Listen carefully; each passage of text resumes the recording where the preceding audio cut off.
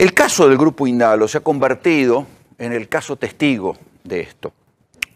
Ustedes recuerdan cómo era la historia, Cristóbal López, Fabián de Sousa, terminaron presos por una acusación que decía que se habían quedado con la plata del impuesto a los combustibles, ¿sí? Y después, pese a que habían hecho un plan de pagos, con esa plata no se la habían pagado y los acusaron de malversación de fondos públicos, porque eso era dinero de impuestos públicos que no habían liquidado. Con esa acusación terminaron presos.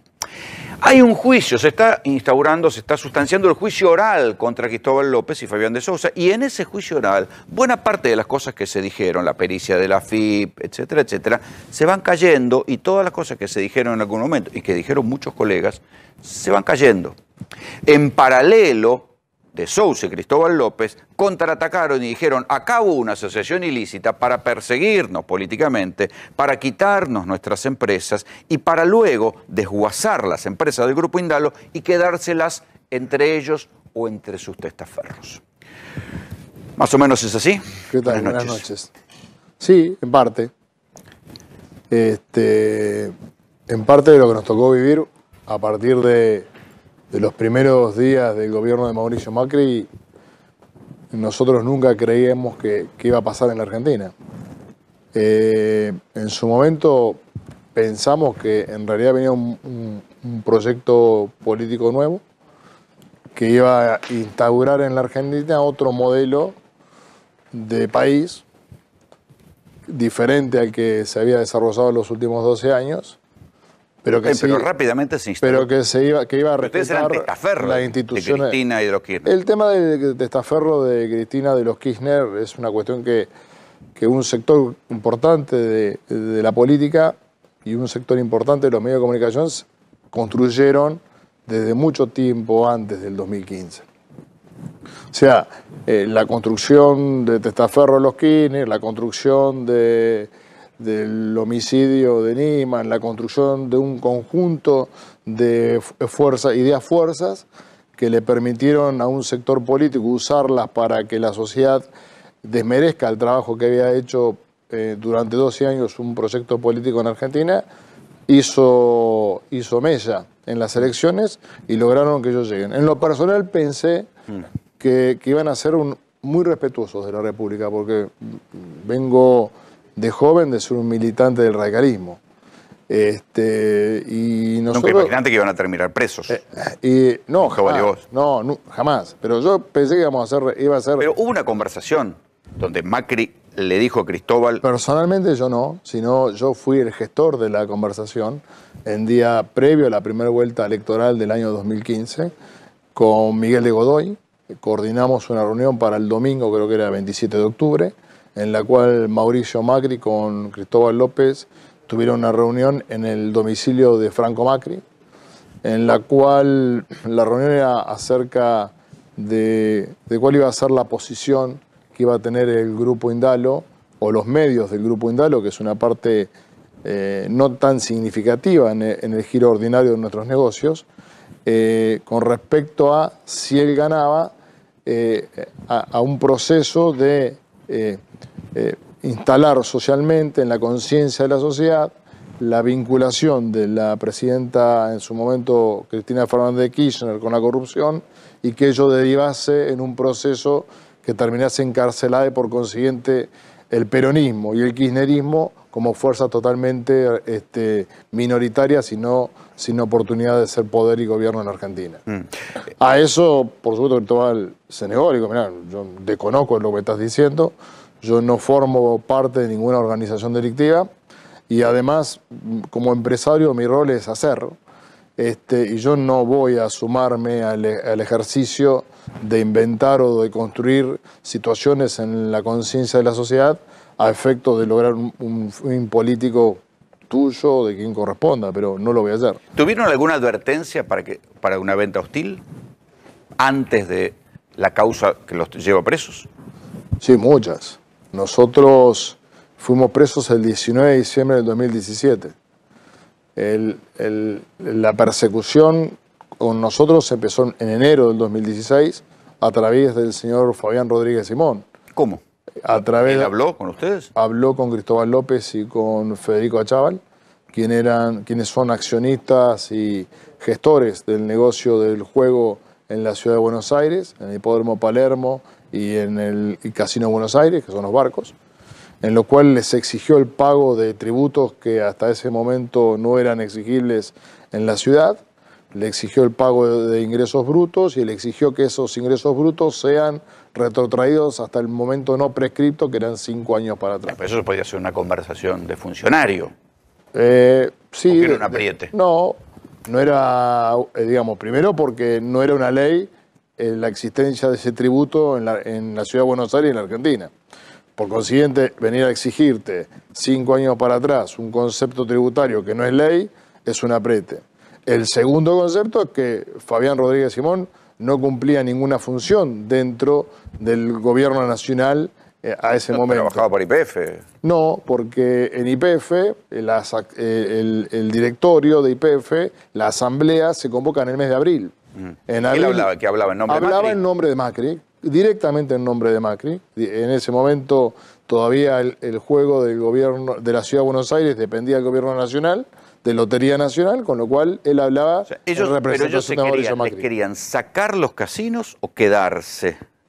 ¿O que ustedes paguen más plata? No, ellos contribuyan querían más llegar plata? a un escenario en donde el punto de tributación que tenga el juego permita que el negocio se mantenga en equilibrio, ni gane ni pierda. Y de esa manera hacer que el negocio sea insostenible en el largo plazo. Este fue el primer capítulo. Ese fue el primer capítulo. Después hubo un capítulo en el año 2019, en el cual el objetivo sí ya fue directamente denunciarlos. Rodríguez Simón lo convoca a uno de los socios nuestros vinculados al juego, que es Ricardo Benedicto, lo convoca a su casa. Eso es con posterioridad a que en forma personal yo hice la denuncia en el juzgado de María Servini Cubría, denunciando la asociación ilícita de todas las cosas que nos había tocado vivir. Ustedes están denunciando que se asociaron para atacarlos. Nosotros estamos denunciando que el Poder Ejecutivo, en cabeza de Mauricio Macri, con un conjunto de sus funcionarios, funcionaron como una organización delictiva, usufructuando del poder del Estado y la organización del Estado para ir generando distintos tipos de contexto en el cual las compañías se hicieron inviables y en el cual nosotros terminamos presos. Pero yo te digo, la justicia le dio lugar a eso.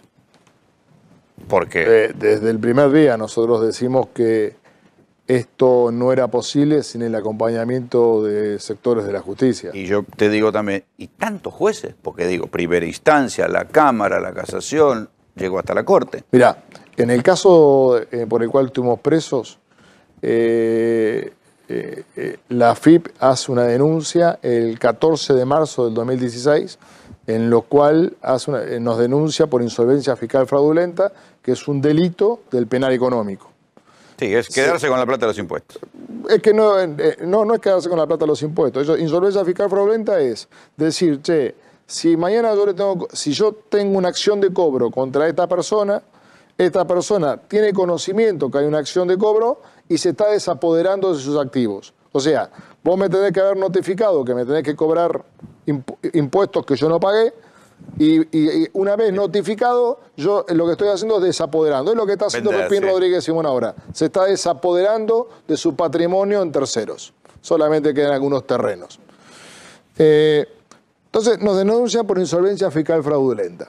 En esa denuncia de insolvencia fiscal fraudulenta, la doctora Straquia es en el mega show de 200 allanamientos en toda la Argentina, en las distintas actividades económicas que desarrolla el grupo. ¿Ustedes habían metido algo? Nada. ¿Y entonces? Pero había que hacer algo. Denunciar insolvencia fiscal fraudulenta. Eso fue en marzo del 2016. En junio del 2016, la jueza del penal económico, la doctora Straquia, resuelve que se declara incompetente porque no existe un delito de insolvencia fiscal fraudulenta o de evasión. Y dice, no se dan ninguna de las condiciones objetivas que establece la ley para que estos delitos puedan ser denunciados. Y dice, me declaro incompetente porque si puede existir un delito de orden mayor, que lo investigue la justicia federal. Se lavó las manos. No se lavó las manos, no se lavó las manos, no se lavó las manos. No existía, yo soy contador, no existía un solo argumento para poder denunciar un concepto de insolvencia fiscal fraudulenta o de evasión. Yo te voy a confesar que durante mucho tiempo dije, bueno, no puede ser que todo esto esté sucediendo y no tengan una prueba. Después, cuando estuve mirando el juicio de Indalo, las pruebas empezaron a caer. Pero una de las cosas que más me llamó la atención es esto que te voy a hacer escuchar ahora. ¿Qué es lo que termina confesando Alan Ruiz sobre lo que había que hacer con ustedes, que eran los presos de Ezeiza? Escúchenlo. Lo primero que vamos a hacer es, él va a definir, tenemos que definir con Cristian una unidad que sería o Ezeiza o Marcos Paz. Hay un pabellón que lo vamos a hacer completo, lo vamos a alambrar, lo vamos a equipar todo y ahí vamos a meter todos los políticos. Están operando a full desde adentro, boludo. Está operando mucho de vidrio, está operando el Corvo Larroque, yo lo visito siempre a Teche. En principio vamos a reunir toda la información de la visita, qué campo, qué se mueven. Yo ya vengo haciendo algo con Cristian y venimos haciendo algo porque Andrea y Denise ya hicieron un listado de todos los políticos que están en Cana, todos los que están metidos en una causa, todos los que tienen que ver con esto por un pedido que nos hizo Bonadío. Y con eso empezamos a hacer todas las visitas. Y lo que tenemos que hacer es todo lo que son los lugares y después tenemos que ver qué políticos, quién vamos a meter con quién. Nosotros, desde el primer día que llegamos a la cárcel, sabíamos que había muchas cuestiones que eran permanentemente observadas. ¿Ustedes alguna vez entre los presos sospechaban que estaban cableados, o como dicen ellos, alambrados?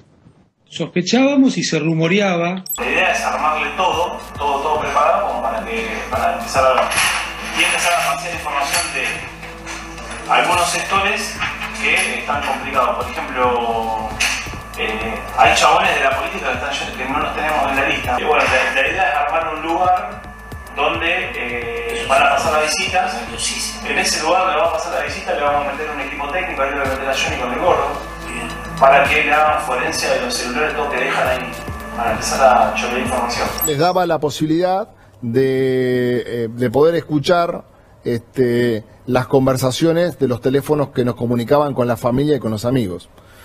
Esos mismos teléfonos son los que usábamos nosotros para comunicarnos con los apoderados, con lo cual teníamos que establecer permanentemente estrategias a efectos de sobrevivir cada una de las compañías. Ahí en el medio vamos a tener que hacer un seguimiento de algunas personas, porque son los que van a operar políticamente contra. Si tantas pruebas tenían, ¿por qué necesitaban escucharlos cuando estaban presos? Es que no había una sola prueba de un delito, porque no cometimos ningún delito. Lo que necesitaban era inventar y generar en la conciencia social permanentemente eventos y efectos en el cual la sociedad en el cual una parte sustantiva de la sociedad les creía y una parte generaron, porque hay mucha gente que piensa que ustedes todavía... Sí, que somos ladrones, absolutamente. Absolutamente, una parte... ¿Cómo se levanta eso? Pero no solamente somos ladrones, o sea, lo que han logrado es que una parte de la sociedad crea que nosotros seamos delincuentes. Yo creo que por suerte día a día eso se achica cuando se va conociendo la realidad, pero la otra cosa que han logrado es que somos muertos civiles. O sea, nosotros, a excepción de tener un documento, un DNI, no tenemos más nada, estamos totalmente inhibidos, no tenemos acceso a una cuenta corriente, estamos totalmente embargados, nos embargaron todos los fondos, nos quebraron las compañías más importantes, nos sacaron del manejo, del control de las compañías. Y hoy el combustible la quebraron. Sí, claro, la vendieron. Banco Finansur lo quebraron. Las demás compañías no quebraron y se sostuvieron en un proceso que se tuvieron que concursar, sobreviviendo con el trabajo y el esfuerzo de los trabajadores. O sea, ustedes saben bien lo que en algunos canales... Es difícil que mantener una empresa en Argentina. En algunos canales decían, cierren esa canaleta, el señor Jorge Lanata, desde TN decía, cierren esa canaleta, mientras 400, 500 compañeros de la actividad estaban cobrando el sueldo en 11 cuotas y sosteniendo C5N para poder seguir teniendo un ingreso y un lugar donde ir a trabajar. ¿Vos pensás que Macri se equivocó ahí? Digamos, si Macri hubiera tenido la velocidad que tuvo con Oil Combustible, ¿se hubiera animado a hacer también lo mismo con C5 y con todo el grupo? Si yo lo analizo políticamente, yo creo que Macri se equivocó. Sé que se construyó el enemigo, el peor enemigo. No, pero digo, si te hubieran cerrado todo junto, incluido el canal, es probable que... Y mira, digo, la voz esa te salvó, mucho más que la empresa más grande que era Oil. No solamente me salvó, o sea, nosotros, yo creo que la voz esa fue una de las voces más importantes que terminó amplificando lo que significó el gobierno de Macri y lo que hoy estamos descubriendo. Por eso, hoy sabemos que hay un decreto del presidente de la Nación indicando un inicio de una demanda por administración fraudulenta con respecto al tema de la toma del endeudamiento con el Fondo Monetario. No eran muchos los medios que se animaban a decir que eso era una locura. No fueron muchos los periodistas que aplaudieron la entrada de Argentina al mundo porque nos daban 55.000 millones de dólares para rifarlos entre 4 amigos. O sea, fueron muy pocos los quienes amplificamos o quienes tuvieron la responsabilidad, la fuerza, la voluntad, porque fueron muy perseguidos también, para poder amplificar las locuras que se hacían en Argentina. Entonces, si vos me decís, desde el punto de vista, si yo hubiese sido Marcos Peña y hubiese sido el que tendría que asesorar al presidente, yo hubiese, viste que dicen que cuando hay algo que hacerlo, hay que hacerlo una sola vez, aunque duela, hubiese hecho toda una sola vez lo que duela. Yo creo que cometieron un error. El error fue... Yo pensé que se equivocaron a dejarlo con vida. Claro. Cometieron un error. Hubo una semana que parecía que se acababa. Que estuvieron discutiendo, apareció un personaje de Barba que iba a comprar, que no compraba. Bueno, ¿qué pasó con esos que iban a comprar? Orly Terranova aparecía y decía que andaba ofreciendo... Orly Terranova, un dirigente del PRO de Mendoza. 3 personas, Orly Terranova, Ronnie de la Torre, en distintos momentos. El primero fue Orly Terranova en el mes de un acuerdo que se firmó el 21 de septiembre del 2017. ¿Formaba parte de la Priete, Terranova? Sí, claro. Pero cuando vos hoy, mirá, yo te estoy diciendo, firmamos un convenio al cual muchos actores del Poder Ejecutivo nos decían que era el camino. Porque ¿qué hicieron ellos? A partir de mayo, junio del 2017, empezaron a hacer todas las acciones necesarias para desfinanciar a cada una de las compañías, a no pagar los contratos, a no darnos pauta. Todos los medios se hicieron uso de un decreto de marzo del 2016 en donde el 100% de la deuda que tenían por no pagar los impuestos y las cargas sociales las canjearon por publicidad, salvo el Grupo Indalo. Al Grupo Indalo no le correspondió eso porque decía que no éramos merecedores de un derecho que había construido un decreto de marzo de 2016, el presidente Macri, que era una continuidad de un decreto de noviembre del 2015 que había construido el gobierno de Cristina Fernández de Kirchner. A nosotros todas esa compensación fueron rechazadas y anuladas por no ser merecedores. Había una versión que decía que... Entonces, déjame terminar. Sí. El objetivo de... Así nos rescindieron la autopista de Seiza Cañuelas, así nos dejaron de pagar la obra pública, así no nos dieron pauta publicitaria, así un día para otro nos entraban y nos sacaban del registro de importadores y exportadores de Oil Combustible. Nosotros traíamos barcos que significaban 35 millones de dólares en petróleo. Llegaba el barco, entraba acá a la punta del río de la Plata, tenía que entrar hasta el puerto de San Lorenzo y nos encontrábamos que nos habían bloqueado el derecho de ser importadores. ¿Qué hacía con el barco y qué hacía con el petróleo? 15 días esperando hasta que nos volvían a dar de alta por una orden judicial, porque teníamos que ir a buscar una orden judicial para que nos den de alta la FIP, aduana, el registro de exportadores. 15 días de 75.000 dólares de espera por día el barco. Nosotros perdíamos $1 millón en la fiestita. 1.100.000, 1.200.000. Esto lo hacían cada 3 o 4. Es una persecución, claramente. No es una, digamos, para eso significa administrar la República. Esta era la forma de administrar la República. Había diferentes instancias del Estado que les complicaban la vida. Todas las instancias del Estado. Ahora uno puede pensar que había una orden de arriba. No, claro, cuando nosotros vemos que funcionaba esto en la Administración Federal de Ingresos Públicos, tanto en DGI como en aduana, cuando vemos que funcionaba en Vialidad Nacional, tanto en el OCOBI, donde teníamos la autopista de César Cañuelas, como en las obras, cuando funcionaba desde el Ministerio del Interior del republicano Frigerio, en el cual se nos bloqueaba los accesos al registro de empresas de obra para hacer obra pública, se nos denunciaba y se nos rescindía contratos por cuestiones falsas en el Ente Nacional de Obras Hídricas de la República Argentina. Claro, no te sabía. Ahora, no había lugar en donde no tuviésemos un conflicto, o sea, era levantarse a la mañana y saber que explotaban 4 bombas. Había que ver cómo se desarmaban. Los que aparecían vendiendo, porque había gente que decía que se iba a quedar con los canales del Grupo Indalo y con otras empresas, como Orly Terranova, que incluso se decía que iba a haber un esquema de ATN, de tercerización y triangulación de ATNs. Mirá, en lo personal, en la negociación con Terranova, cuando empieza esta negociación, él involucra a 2 personas, un contador que se llama Molinaro y un abogado que se llama Casir. Avanzamos en una discusión y decimos, mirá, nosotros lo que queremos es pagar.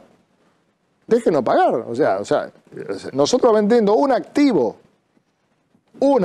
del grupo, pagábamos el 100% de la deuda.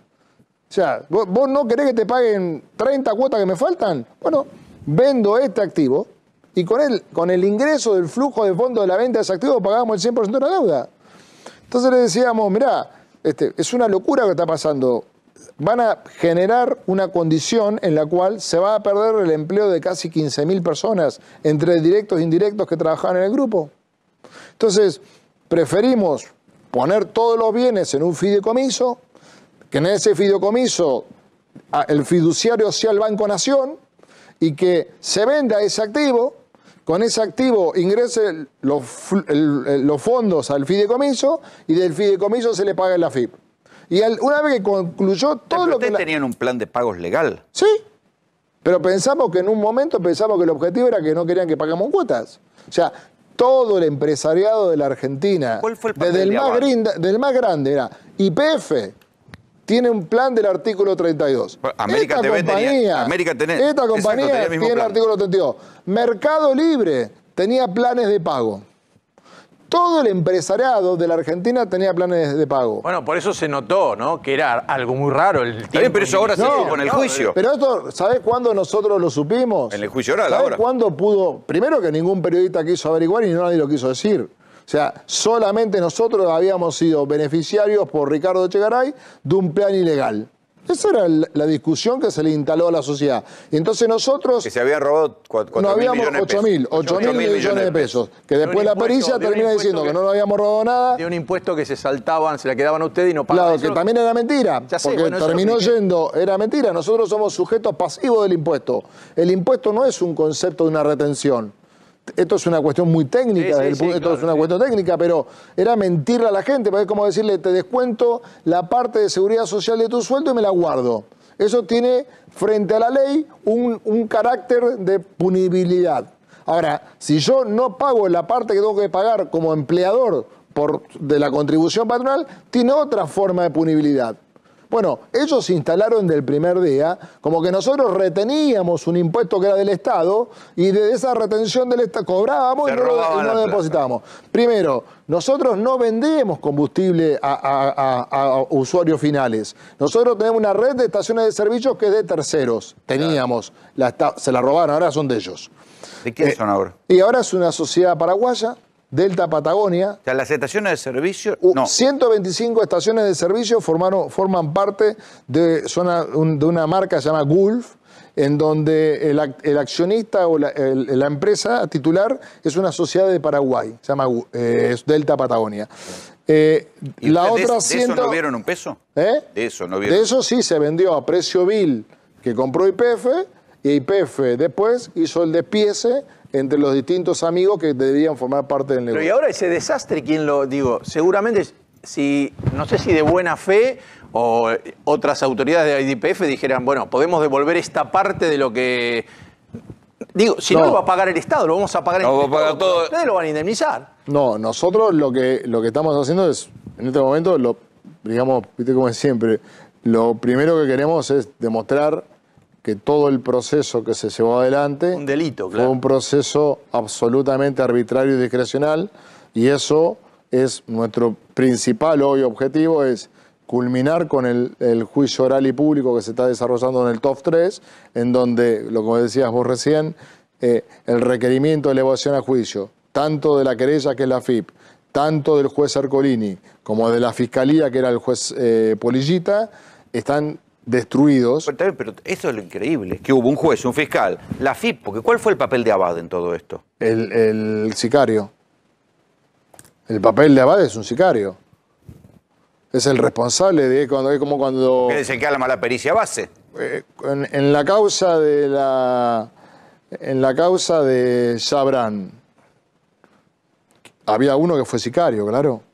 Bueno, en esta causa, en esto que nos tocó vivir, el rol de Estamos hablando del titular de la FIP, Abad, Alberto Abad. Donato, Ernesto Donato, Devoto, Cuccioli, Jimena de la Torre, Juan Carlos Santos, todos ellos que van a declarar y dicen no conocer y no haber participado nunca en el proceso de combustibles. Sí, pero alguien firmó. Es que no, que yo solamente firmaron una vez. Alguien Todos firma los la que fueron a pericia. declarar fueron... Mira, te voy a dar una cuestión. En la compañía Oil Combustibles yo fui presidente siempre, y mi vicepresidente era otro contador que también se recibió conmigo. Los dos estudiamos en la Universidad Nacional de la Patagonia, los dos trabajamos en la Administración Federal de Ingresos Públicos, los dos trabajamos con Juan Carlos Santos en la FIP en el año 90, mientras hacíamos la carrera. Yo no mantuve una relación personal posterior, él sí mantuvo una relación personal posterior, mi vicepresidente en la compañía. Entonces, cuando le decimos a Juan Carlos Santos si nos conoce, dice que no conoce a nadie, solo conocía a Chegaray por una cuestión funcional. Perfecto. Yo digo, qué raro. No se acuerda. Entonces, cuando le preguntamos al final, decimos, che, ¿vos lo conocés a De Sousa? Sí, lo conozco, trabajé con él. Perfecto. ¿Y no conoces a más nadie de la compañía? No. Ah, me parece que sí. Conozco a un señor que se llama Raúl Zamora. ¿Y tiene trato con Raúl Zamora? Sí, porque es la pareja de mi mejor amiga. ¿Y usted no se dio cuenta que Raúl Zamora era funcionario de esta compañía? No, porque cuando yo elevé los informes al fiscal Polillita, lo único que hice fue firmar la información que me preparó los equipos técnicos de mi unidad. Yo soy el jefe. Pero usted no se dio cuenta que en la primera hoja decía que el vicepresidente era la persona que usted conocía, y oh casualidad, debe ser la primera vez en la historia que solamente estamos denunciados Cristóbal López, que nunca tuvo rol ejecutivo en la compañía, yo como presidente que tenía el 100% del rol ejecutivo y me hago responsable, y Raúl Zamora, que era el vicepresidente y director, te olvidaste de convocarlo. Es la primera vez en la historia que en la FIP solamente convoca a un accionista mayoritario y al presidente. Todos los demás directores no formaron parte. No, señor. Usted claramente leyó quiénes eran las autoridades, y como este era amigo y el negocio no era un problema de que acá había un delito, sino de golpear políticamente y de apoderarse de los activos de los accionistas, que eran Cristóbal López y yo, corrieron los demás directores. Entonces, ese es el nivel de los funcionarios que participaron. Por suerte hoy, a diferencia de lo que decía vos, hoy tengo todos los mails.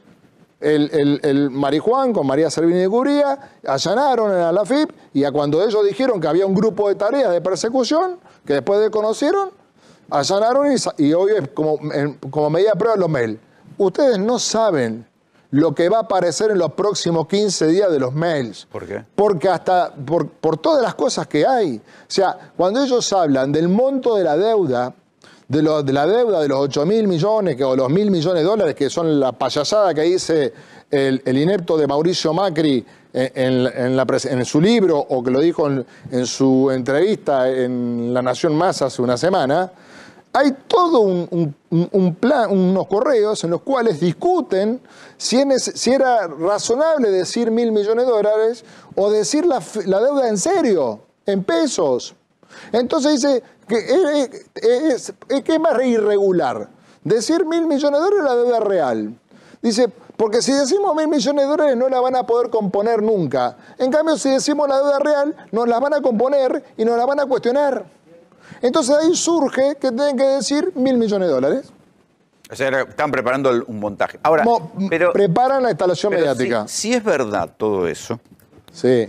Estamos hablando de un inmenso complot. Esto es lo que a mí me suena un poco conspiranoide. Si tanta gente, Ercolini, el fiscal, la Ercolini FIP, se declaró incompetente, claro. Pero no instruyó la causa. Sí, y se declaró incompetente. En noviembre del 2016. Sí, pero se declaró incompetente.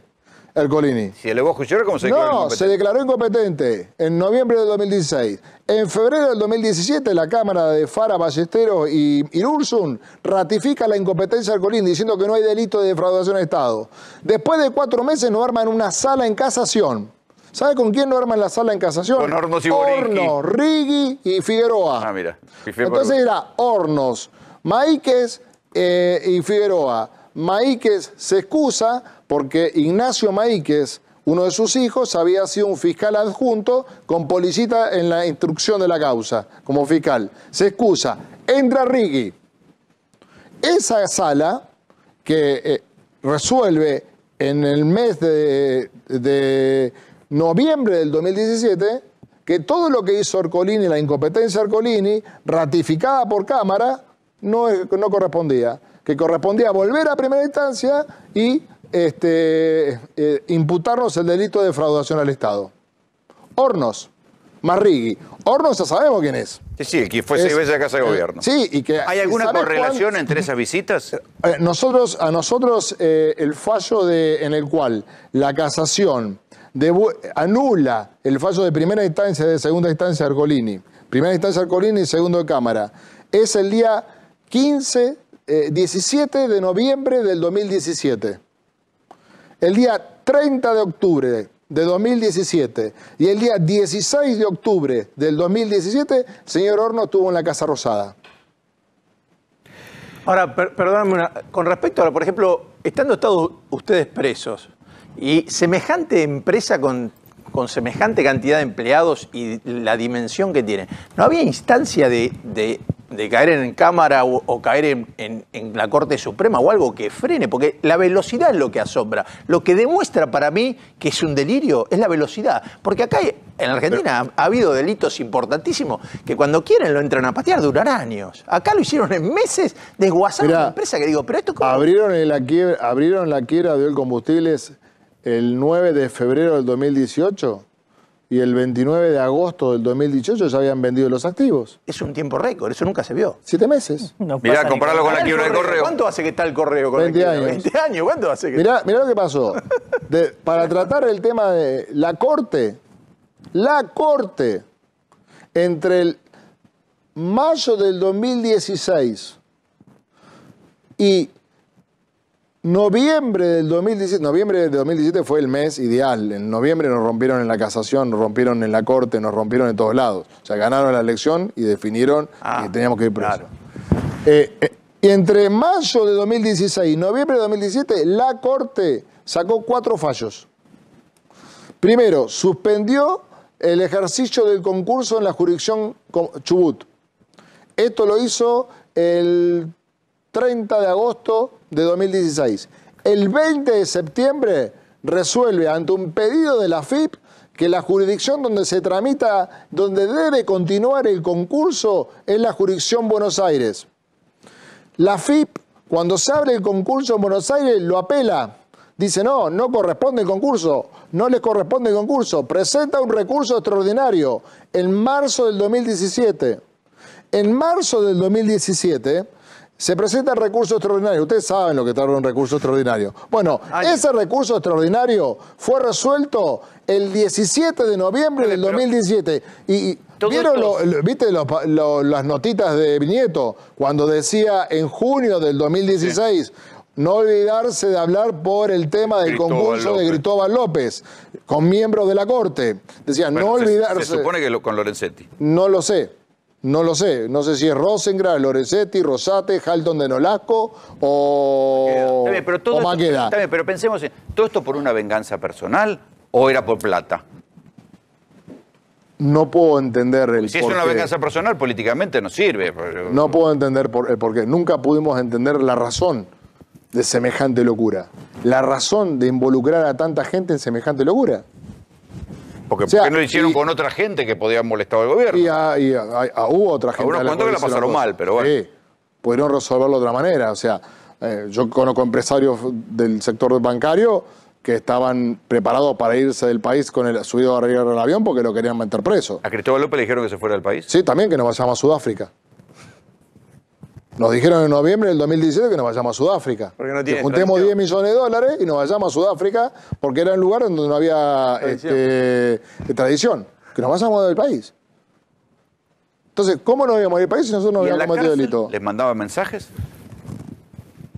En la cárcel nos mandaban este mensaje, como decía Rodríguez Simón, cuando llama a uno de los socios y le dice, che, hicieron una denuncia, nos denunciaron como una organización delictiva, avisales que no van a salir nunca más, se van a morir en la cárcel como perros.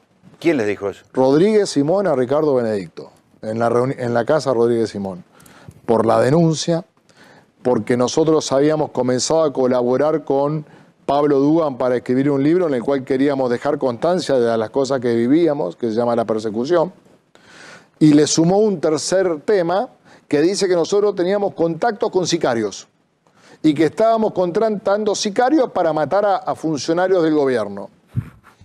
Ricardo Benedicto es un socio que nos conoce desde Comodoro de hace 40 años. Entonces le dice, mira, yo te voy a decir una cosa. Lo que sí te digo que no existe es lo que me estás contando los sicarios. Lo del libro, déjame que voy a averiguar, porque por ahí se puede hacer. Y lo de la denuncia, no sé, déjame que lo voy a ver con ellos, a ver si hay una denuncia. No sé, yo no manejo su agenda judicial y su agenda de defensa. Vino a vernos a la cárcel, nos dice, che, me cuenta tal cosa. Me dice que los denunciaron, sí, denunciamos en el ámbito del juzgado comercial. Eso disparó que se saque testimonio y termine en el juzgado de María Servini Cubría y que yo haya ido en el mayo del Pero eso es 2019. una defensa jurídica. Sí, sí, pero Los dos jueces... Pero lo que no, frente a la denuncia, a la defensa jurídica, defender nuestros derechos, el derecho a la libertad, el derecho a vivir, el derecho a poder hacer de nuestra vida una cuestión normal, para ellos era una locura y significaba que íbamos a morirnos Desafío. podridos en la cárcel. A Fara y Ballesteros eran los dos camaristas que terminan Sí. echándolos. Y Macri dice en un programa, no era lo que habíamos acordado. Lo dice en el programa de Mariana Fabiani. Le dice a Mariana Fabiani que hay cosas repulsivas. Entonces dice, ¿es el tema de Cristóbal López que salió el viernes? Sí, es el tema de Cristóbal López que no se cumplió con lo acordado.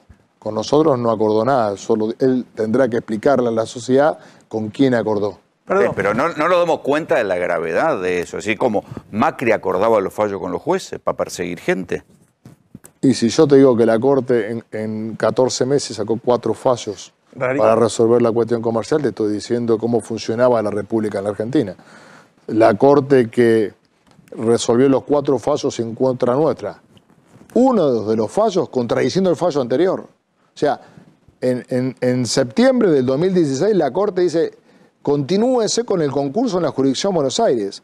Y en noviembre del 2017 anúlese el concurso. O sea, para eso en el 2016 había elementos para la continuidad del concurso, como fue históricamente en la jurisprudencia de las leyes comerciales en la Argentina, y en noviembre al año siguiente ya había que anularlo por el planteo de la FIP. Tiempo récord, claro. Todo esto, ¿ustedes creen que pudo ser porque estaba instalado que la plata de ustedes era de los Kirchner? Nosotros, como te expliqué recién, no podemos entender cuál es la razón. Si la plata, la plata nuestra era la plata Sí, pero de nunca lo Kirchner, pudieron probar. si pero que no existen. Yo Yo digo, pero- trabajo con Cristóbal López, soy socio de Cristóbal López del año 98. Sí, pero también está procesado Cristóbal en el López, Consulta su primer negocio, También está procesado. Sí, porque en la yo Corte alquilo el Sur. departamento en donde vive mi exmujer.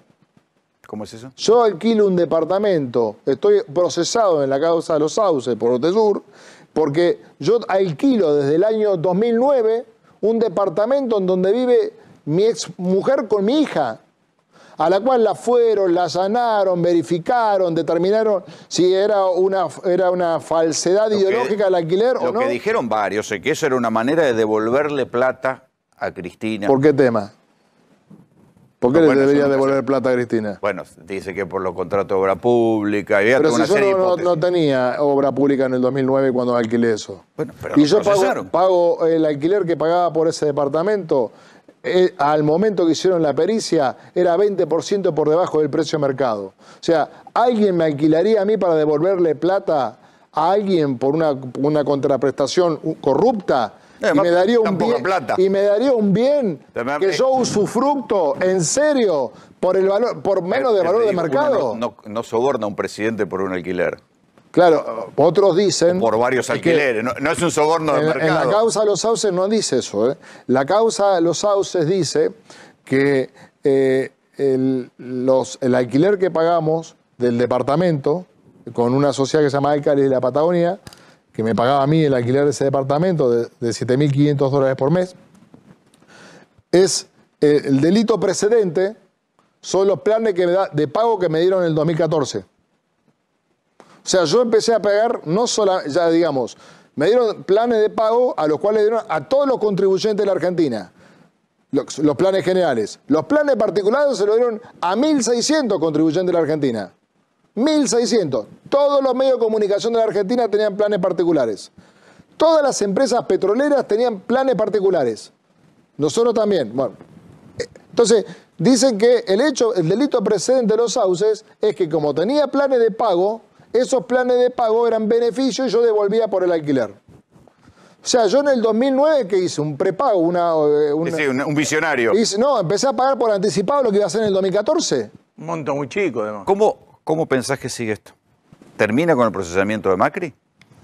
¿O es algo que terminará como una denuncia política imposible de probar jurídicamente? Lo primero, quiero que termine con que la sociedad sepa la verdad de lo que nosotros hicimos en el rol de empresarios. Porque nosotros día a día queremos volver a nuestro rol, queremos seguir haciendo, queremos volver y seguir haciendo. Y con lo cual quiero, primero, la verdad. Quiero que la sociedad sepa la verdad y que la justicia, en la cual hoy estamos tramitando en el top 3... ¿Pero vos pensás que vas a poder sentarte otra vez sin ser un paria con los demás empresarios del Círculo Rojo? Depende. Yo creo que sí. Yo no tengo la visión de que no pueda sentarme a una mesa, mirar a los ojos a alguien y explicarle cada acto de lo que hice. Era un grupo empresario que había construido, había crecido muchísimo, un grupo empresario nacional que había crecido muchísimo, voló por los aires. No voló por los aires. Bueno, tenés todo intervenido. Nosotros claro, pero en un juicio que deberá culminar en el transcurso de este año, con un método de destrucción que fue pergeñado desde el Poder Ejecutivo de la República Argentina. ¿Puede volver desde ahí? Sí, absolutamente. Nosotros claramente vamos a volver de ahí. Y estamos trabajando. Imagínate que cada una de las compañías que siguió sobreviviendo, mira, C5N, Radio 10, CPC, Alcalde de la Patagonia, todas las compañías siguieron funcionando. C5N es un canal líder hoy en noticias.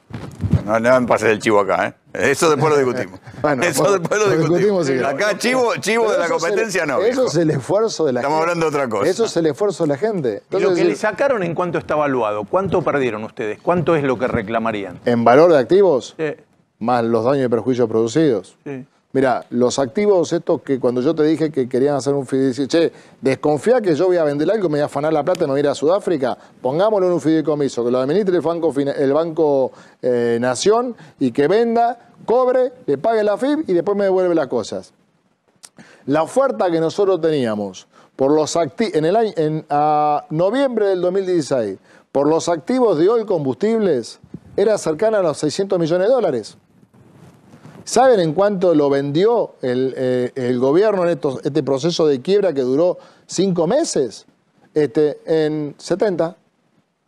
Entonces, solamente el valor de activos, entre 600 y 70, estamos hablando de un valor importante. Pero de ese activo generaba un flujo de fondos que cuando vayamos a ver los mails que sacamos de la causa de Servini y Cubría del allanamiento, esa compañía generaba un flujo de fondos que daba una utilidad entre 45 y 50 millones de dólares por año. Que hoy se sigue usando combustible, ¿o no? Con lo cual nosotros hubiésemos ganado 2016, 2017, 2018, 2019, 2020. por ahí hasta el 2030 podríamos seguir desarrollando el mismo negocio. Está bien, pero dice que ustedes crecieron tanto porque tenían el favoritismo de los Kirchner. En esos 12 años son los años de crecimiento y que no hubieran podido crecer si no era por los Kirchner. Cuando dicen eso... Sin discutir delito, no estamos discutiendo prebenda. Cuando dicen eso, lo único que digo es, me encantaría que en una mesa como esta nos se sienten 5 empresarios con sus balances y analicen cada uno sus balances del periodo 2003 al 2015. Y vamos a ver quién creció más. Y vamos a ver si todos no crecimos de la misma forma. Porque hubo un proceso que fue virtuoso en la Argentina, en el cual confiamos y cada uno, peso que ganaba... Pero ustedes se compraron todo en esos años. ¿Qué nos compramos todo? Petrolera... Nosotros teníamos, cuando los Kirchner llegaron al gobierno, teníamos producción de petróleo, Petrolera Cerro Negro y 3 áreas más en Chubut. Éramos el proveedor de servicios petroleros de la industria más grande de la Argentina. Habíamos vendido en el año 2001 la compañía número 1 de perforación de pozos petroleros de la Argentina, de capitales nacionales. Teníamos el servicio de recolección y residuos en casi 30 ciudades de la Argentina. Antes de los Kirchner. Todos de los Kirchner. Teníamos cerca de 14 provincias en las cuales desarrollamos la actividad de juego. Sin embargo, lo que más trascendió fue que les dan el casino de Calafate. En el 2002, en el Calafate lo ganamos en el 2007. Fue la provincia 18. O sea, el juego en la ciudad de Buenos Aires, yo no soy accionista de juego, pero empezamos en el año 2002, con Dualde. ¿Y por qué no lo salieron a decir en su momento? Pero siempre lo contamos. Si vos sabés, siempre lo contamos. Cuando... Siempre lo contamos. Tuvieron una política de silencio hasta que después terminaron presos. No, a ver, nosotros sí cometimos algunos errores. Nosotros siempre contamos en off de récord, con varios periodistas, cada una de las cosas que hicimos y cómo llegamos a cada uno de los momentos. Pero si uno no da la cara, queda sospechoso. El error, que uno de los errores que cometí, bueno, es esto, de lo que yo estoy haciendo personalmente desde que salí de la cárcel. Es decir, salir y contar lo que me pasó, salir y contar cada cuestionamiento que me hace, decir, mirá, un empresario que no da la cara en la Argentina, después del estigma Yabrán, queda como un Yabrán, ¿viste? Que un empresario misterioso que no da la cara. Yo no veo muchos empresarios que den la cara en la Argentina. Sale en la revista del Corazón, tenés razón. Yo no veo muchos empresarios que den la cara a la Argentina. Yo veo, sí, empresarios que por ahí están hablando, salen ya ni en revistas, porque las revistas no se editan, ¿no? O no se imprimen. Pero yo no veo muchos empresarios hablando de cómo hicieron su fortuna, hablando de cómo construir un país mejor, de qué les pasó.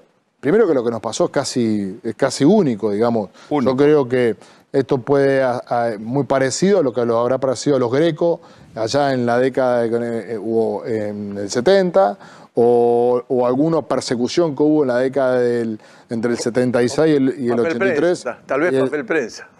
Sí, puede ser parecido. O sea, no hay muchos. A ver, pero yo tampoco veo a muchos empresarios... Pero no se solidarizaron los empresarios con ustedes, tampoco. ¿Y nunca? ¿Cuándo los empresarios se solidarizan con empresarios?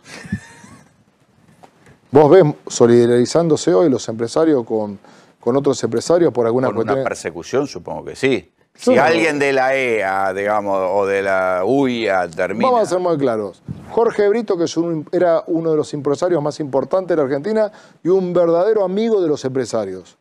¿Tuvo mucha solidaridad de los empresarios cuando Macri lo quería encarcelar en diciembre del 2018? ¿O estaban todos callados de la boca escondidos? Estaban todos callados de la boca escondidos. Porque... los empresarios también tuvieron el mismo. Los empresarios que fueron encuadernados. Y que nadie saltó. Que encuadernados. Y que todos cuentan que terminaban de declarar con Stornelli y de decir, mirá, ¿qué querés que diga? Decí que le llevaste 44 pesos a Cristina Fernández de Kirchner. Llevé 44. Salían de ahí, iban a una escribanía y en privado hacían la declaración. En esta instancia de tanta libertad, en esta instancia de tanto conocimiento, ¿dónde están los empresarios mostrando esa declaración que fueron extorsionados por el fiscal Stornelli para denunciar frente a Julio De Vido, a Cristina Fernández de Kirchner? ¿Vos lo ves? Todos esos empresarios que hacen mega construcciones, megas desarrollos, ¿vos lo ves explicándole a la sociedad cómo hicieron su fortuna? No.